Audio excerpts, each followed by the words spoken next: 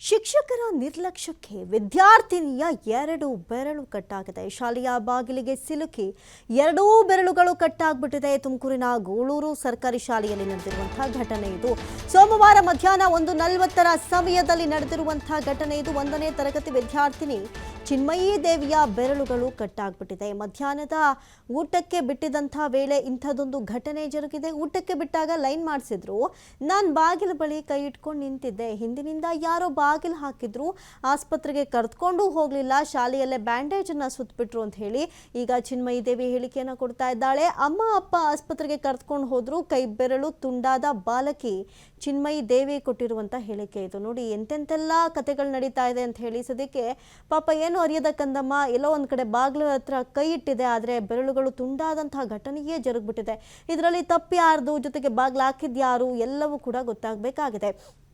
ಆದರೆ ಒಂದು ಕಡೆ ಸದ್ಯಕ್ಕೆ ಶಿಕ್ಷಕರ ನಿರ್ಲಕ್ಷ್ಯಕ್ಕೇನೆ ಈ ವಿದ್ಯಾರ್ಥಿನಿಯ 2 ಬೆರಳುಗಳು ಕಟ್ಟಾಗಿದೆ ಅನ್ನೋದು ಸದ್ಯಕ್ಕೆ ಗೊತ್ತಾಗ್ತಾ ಇದೆ. ಇನ್ನು ಶಾಲೆಯ ಬಾಗಿಲಿಗೆ ಸಿಲುಕಿ 2 ಬೆರಳುಗಳು ಕಟ್ಟಾಗಿರುವಂಥದ್ದು. ಒಂದು ಕಡೆ ಆಕೆಯ ಎಕ್ಸ್ರೇ ಕೂಡ ಮಾಡಿದ್ದಾರೆ, ನೀವು ಗಮನಿಸಬಹುದು. ಇನ್ನು 2 ಬೆರಳುಗಳು ತುಂಡಾಗಿದೆ. ಆ ಹುಡುಗಿ ಬಹಳ ನೋವಿನಿಂದ ಚೀರಾಡದಂತಹ ಪ್ರಸಂಗ ಕೂಡ ಜರುಗಿದೆ. ಶಿಕ್ಷಕರ ನಿರ್ಲಕ್ಷ್ಯಕ್ಕೆ ಇದೀಗ ವಿದ್ಯಾರ್ಥಿನಿಯ 2 ಬೆರಳುಗಳು ಕಟ್ಟಾಗಿರೋದು. ಅದರಲ್ಲೂ ಕೂಡ ಊಟಕ್ಕೆ ಬಿಟ್ಟಿದ್ರಂತೆ. ಊಟಕ್ಕೆ ಬಿಟ್ಟಂತಹ ಸಮಯದಲ್ಲಿ ಕ್ಯೂ ನಿಲ್ಸಿರ್ತಾರಲ್ಲ, ಅಲ್ಲಿ ಬಾಗಿಲ ಮೇಲೆ ಬೆರಳಿಟ್ಕೊಂಡು ಆಕೆ ನಿಂತಿದ್ಲಂತೆ. ಯಾವಾಗಿದ್ದು ನಿನ್ನ ಕೈ ಗೇಟ್ಗೆ ಯಾವಾಗಿದ್ದು?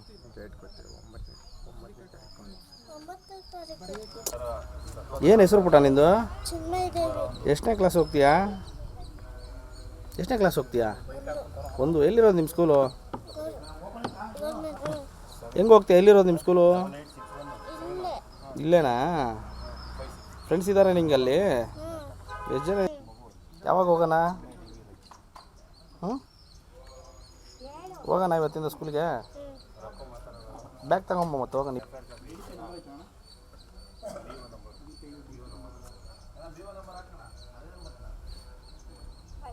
ಆಯ್ತು ಪುಟ, ಇದು ಯಾವಾಗಿದ್ದು? ನಿನ್ನ ಕೈ ಗೇಟ್ಗೆ ಯಾವಾಗಿದ್ದು?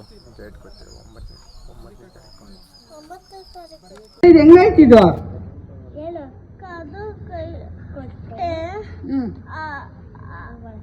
ನೀನ್ ಹೇಳ್ಬೇಡ ಪುಟ್ಟ, ಮಗ ಹೇಳ್ತೈತೆ. ಒಳಗಡೆಯಿಂದ ಕದ ಹಾಕಿದ್ರು ಯಾರು. ಅವಾಗ ಆಗಿದ್ದು. ಯಾವ ಟೈಮಲ್ಲಿ ಹಿಂಗಾಗಿದ್ದು? ಅಲ್ಲಿ ಟೀಚರ್ಸ್ ಯಾರು ಇರ್ಲಿಲ್ವಾ? ಇಲ್ಲ, ಊಟಕ್ಕೆ ಹೋಗಿದ್ರು ಅವರು. ನೀನು ಒಬ್ಳೇ ಇದ್ದ?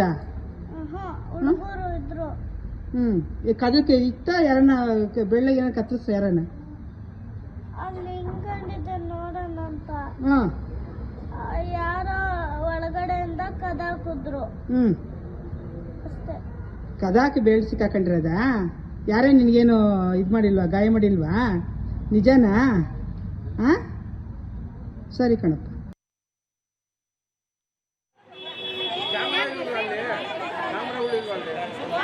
ಸರ್, ಈಗ ಫೋನ್ ಮಾಡಿದ್ರು ಮೇಡಮ್ ಅವರು ಫೋನ್ ಮಾಡಿ ಇಷ್ಟಕ್ಕೆ ನಾನು ಸೀದಾ ಅಲ್ಲಿ ಹೋದೆ ಸ್ಕೂಲ್ ಹತ್ರ.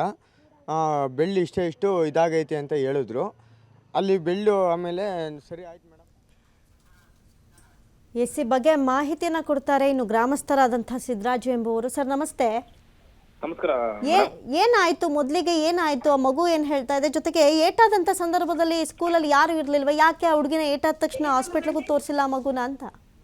ಮೇಡಮ್, ಅದು ಏನಂತ ಕಾರಣ ಗೊತ್ತಿಲ್ಲ ಮೇಡಮ್. ಅಲ್ಲಿ ಬಟ್ ಮಗುಗೆ ಬೆಳ್ ಕಟ್ಟಾದಾಗ ಮಾನ್ಯವತೆ ದೃಷ್ಟಿಯಿಂದ ಇವರು ಒಬ್ರು ಲೇಡೀಸ್ ಅವ್ರು ಮೇಡಮ್, ಟೀಚರ್ ಅವರೇ, ಮತ್ತೆ HM ಅವರೇ, ಅಲ್ಲಿ CRP ಅವರು ಅವರೇ, ಒಂದ್ 4-5 ಜನ ಟೀಚರ್ಸ್ ಗಳೆಲ್ಲ ಅವ್ರೆ ಮೇಡಮ್. ಅಟ್ಲೀಸ್ಟ್ ಅಲ್ಲಿಂದ ಒಂದ್ 400-450 ಮೀಟರ್ ಮೇಡಮ್ ಗೌರ್ಮೆಂಟ್ ಹಾಸ್ಪಿಟಲ್ ಇರೋದು ಮೇಡಮ್.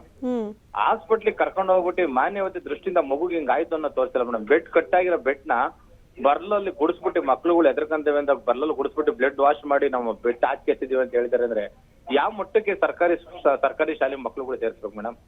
ಯಾವ ಜವಾಬ್ದಾರಿಯಿಂದ ನಾವು ನೋಡ್ಕೊಂತಾರೆ ಅಂತ ಸೇರಿಸ್ಬೇಕು ಮೇಡಮ್ ಮಕ್ಳುಗಳನ್ನ? ಪೋಷಕರು ಹೋಗಿ ಕೇಳ್ದಂತ ಸಂದರ್ಭದಲ್ಲಿ, ನೀವು ಗ್ರಾಮಸ್ಥರು ಹೋಗಿ ಕೇಳ್ದಂತ ಸಂದರ್ಭದಲ್ಲಿ ಏನು ಉತ್ತರ ಕೊಡ್ತಾರ ಅವರು? ಮೇಡಮ್, ಅವ್ರು ಏನಂತ ಉತ್ತರ ಕೊಟ್ರು, ಮಗು ಹಿಂಗೆ ತಟ್ಟೆ ಇಟ್ಕೊಂಡು ಲೈನ್ ಅಲ್ಲಿ ಬಿಸಿ ಊಟ ಯೋಜನೆ ಬತ್ತಿತ್ತು.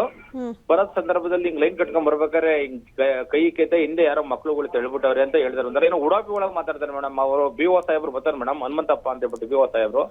ನಾನು ಅದು ಅವ್ರಿಗೆ ಫೋನ್ ಮಾಡಿ ಕೇಳ್ತೀನಿ, ಸರ್ ಈ ತರ ಬೇಜವಾಬ್ದಾರಿ ಆಗಿದೆ ಗೌರ್ಮೆಂಟ್ ಸ್ಕೂಲ್ ಅಲ್ಲಿ, ಬನ್ನಿ ಸರ್ ಇವ್ರ ಮೇಲೆ ನೀವು ಕಾನೂನು ರೀತಿಯನ್ನ ನಾವು ಆಕ್ಷನ್ ತಳಿ ದಯಮಾಡಿ ಇವರು ಈ ತರ ಬಡವ್ರ ಮಕ್ಳಿಗೆ ಈ ತರ ತಿರಸ್ಕಾರ ಮಾಡ್ತಾರೆ ಅಂತ ಕೇಳಿದ್ರೆ ಸರ್, ಹ್ಮ್ ಆ ಮೇಡಮ್ ಆ ಮನುಷ್ಯ ಏನ್ ಹೇಳ್ಬೋದು ಮೇಡಮ್? ಹ್ಮ್ ಅವ್ರೇನ್ SC ಜಾತಿ ಸೇರ್ದಾರ, ನೀನು ಯಾಕೆ ತಲೆ ಕೆಡಿಸ್ಕೊಂತೀಯ? OBC ಜಾತಿ ಸೇರಿದಂತ ಮಕ್ಳಿಗೆ ನೀನ್ ಯಾಕೆ ತಲೆ ಕೆಡಿಸ್ಕೊಳಕ್ ಹೋಗ್ಬೇಡ, ನೀನ್ ಆರಾಮಾಗಿರೋ ನಿನ್ ಪಾಡಿ ನೀನು ಅಂತ ಕೇಳ್ತಾರಲ್ಲ ಮೇಡಮ್.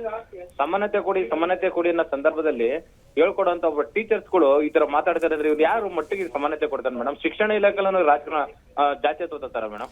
ಈಗ BEOಗೆ ಜಾತಿ ತುಂಬಾ ಇಂಪಾರ್ಟೆಂಟ್ ಆಯ್ತಾ ಇಂಥ ಸಂದರ್ಭದಲ್ಲಿ? ಪುಟ್ಟ ಮಗು ಅಷ್ಟು ನೋವಿನಿಂದ ಒದ್ದಾಡೋ ಸಂದರ್ಭದಲ್ಲೂ BEO ಇಂತ ಮಾತೇಳಿದಾರ ಮೇಡಮ್? ನಲಿ ಕಲಿ ಅನ್ನೋ ಸಂದರ್ಭದಲ್ಲಿರೋಂತ ಮಗುಗೆ ಈ BO ಸಾಹೇಬ್ರು ಈ ತರ ಮಾತಾಡ್ತಾರೆ ಅಂದ್ರೆ ಮನ್ಸಿಗೆ ಒಂಥರ ನೋವಾಗಂತ ಸಂದರ್ಭ ಮೇಡಮ್. ನಾನು ಗ್ರಾಮ ಪಂಚಾಯತಿ ಮೆಂಬರ್ ಇದ್ದೀನಿ ಮೇಡಮ್. ಅವ್ರ ಆತ ಜನಗಳೆಲ್ಲ ನಮ್ಗೆ ಓಟ್ ಹಾಕ್ಸ್ಕೊಂಡು ಮೇಡಮ್ ಆತರ ಮಾತಾಡ್ತಾರೆ ಅಂದ್ರೆ ಮನ್ಸಿಗೆ ಎಷ್ಟು ನೋವಾಗ್ತದೆ ಹೇಳಿ ಮೇಡಮ್. ಅಲ್ಲ, ಈ ರೀತಿ ಜಾತಿ ಬಗ್ಗೆ ಕೇಳಿದ್ರು ಅಂದ್ಮೇಲೆ ನೀವೇನು ಮುಂದಿನ ಕ್ರಮಗಳನ್ನ ಕೈಗೊಳ್ಳಿಲ್ವಾ ಅಂತ? ಮೇಡಮ್ ತಾಂಡಿದ್ವಿ ಮೇಡಮ್, ಹೋಗಿದ್ದೀನಿ ಮೇಡಮ್. ಹೋಗ್ಬಿಟ್ಟು DTPಗೆಲ್ಲ ನಾನು ನಿನ್ನೆ ಲೆಟರ್ ಕೊಟ್ಟಿದ್ದೀನಿ ಮೇಡಮ್. ಅವ್ರು ಏನೋ ಮೀಟಿಂಗ್ ಅಲ್ಲಿ ಇದ್ದೀವಿ ಬೆಂಗಳೂರಲ್ಲಿ, ಬಂದು ನಾನು ಅವ್ರ ಮೇಲೆ ಆಕ್ಷನ್ ತಾಂತೀನಪ್ಪ ಅಂತ ಹೇಳೋದು ಮೇಡಮ್. ನಾನು ಇದೆ ಮೇಡಮ್, ಪಾಪ ಬಡವ ಮಗುಗೆ ಹಂಗಾಗೈತೆ ಅಂದ್ಮೇಲೆ ಇವ್ರೊಂದು ತಾರತಮ್ಯ ಮಾಡ್ತಾರೆ ಅಂದ್ರೆ ಇನ್ ಯಾವ ಮಟ್ಟಕ್ಕೆ ಐತೆ ಮೇಡಮ್? ತಾಲೂಕಾಡಳಿತ ಜಿಲ್ಲಾಡಳಿತ ಅನ್ನೋದೊಂದು ಪ್ರಶ್ನೆ ಆಗ್ಬಿಡೈತೆ madam. Okay, thank you Siddaraju ಮಾತನಾಡಿದ್ದಕ್ಕಾಗಿ TV5 ಜೊತೆ. ನೋಡಿ, ಇದು ನಡೆದಿರೋದು ತುಮಕೂರಿನ ಗೂಳೂರು ಸರ್ಕಾರಿ ಶಾಲೆಯಲ್ಲಿ. ಇಷ್ಟೆಲ್ಲ ಅವಾಂತರ ಆಗಿ BEO ಹನುಮಂತರಾಯಪ್ಪ ಅನ್ನೋರು ಕಂಪ್ಲೇಂಟ್ ಮಾಡಿದ್ರು ಕೂಡ ಜಾತಿ ಬಗ್ಗೆ ಪ್ರಶ್ನೆ ಮಾಡ್ತಾರಂತ. ಹಾಗಾದರೆ ಯಾವುದೇ ಜಾತಿ ಆಗಿರಲಿ ನೋವೇ ಅಲ್ವಾ ಅನ್ನುವಂಥ ಸಾಮಾನ್ಯ ಪ್ರಜ್ಞೆ ಇಲ್ವಾ? ಹೋಗಲಿ, ಶಿಕ್ಷಕರು ನಿಜವಾಗ್ಲೂ ಈ ಜಾತಿ ವ್ಯವಸ್ಥೆಗಳಿಂದ ದೂರ ಇರಿ ಅಂತ ಮಕ್ಕಳಿಗೆ ಬುದ್ಧಿವಾದ ಹೇಳಬೇಕಾದವರು, ಅಂಥದ್ರಲ್ಲಿ BEO ಇಂಥ ಮಾತು ಹೇಳಿದ್ದಾರೆ ಅಂದರೆ ನಿಜಕ್ಕೂ ನಾಚಿಕೆ ಆಗಬೇಕು. ಶಾಲೆಯ ಬಾಗಿಲಿಗೆ ಸಿಲುಕಿ 2 ಬೆರಳುಗಳು ತುಂಡಾಗಿದ್ರೆ ಆ ಬೆರಳುಗಳನ್ನ ನೋಡಿ ಬೇರೆ ಮಕ್ಕಳು ಎದುರ್ಕೋತಾರೆ ಅಂತ ಬಿಸಾಕ್ಬಿಟ್ಟು ಅಂತ ಎಂಥ ಮಾತುಗಳು, ಏನು ಆಡ್ತಾ ಇದ್ದೀರಾ ಅಂತ.